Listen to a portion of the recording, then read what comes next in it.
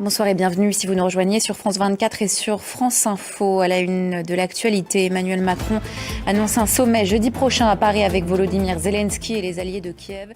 Retour à Bruxelles pour Emmanuel Macron et ses homologues européens. L'Union européenne organisait donc ce jeudi son 3e sommet de chefs d'État en 6 semaines. Une rencontre à nouveau largement consacrée au dossier ukrainien.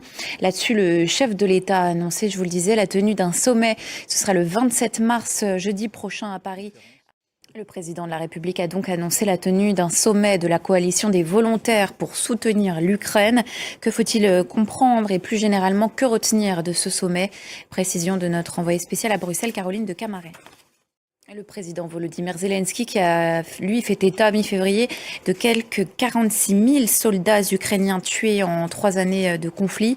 Un bilan qui serait en réalité bien plus lourd selon de nombreux observateurs indépendants. Conséquence, les cimetières sont pleins à craquer et les orchestres funéraires militaires épargnés par les combats se retrouvent débordés. Voyez à ce sujet le reportage à Lviv dans l'Ouest signé Gulliver Krag avec Elena Voloshin.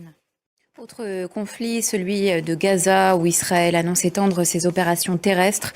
Le Hamas affirme avoir de son côté tiré des roquettes sur Tel Aviv, alors que l'armée israélienne continue à pilonner l'enclave.